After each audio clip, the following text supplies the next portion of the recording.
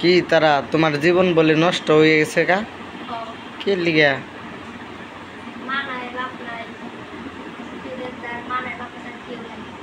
তাই? ও থাক, কান্দার দরকার নাই। দর্শক তো তোমার কষ্ট বুঝে।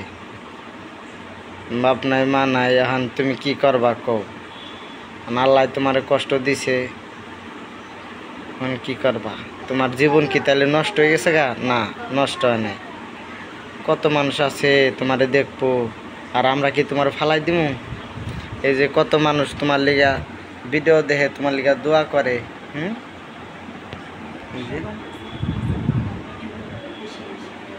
এই যে তুমি তো মনে করো মিষ্টি একটা মেয়ে, বুঝছো?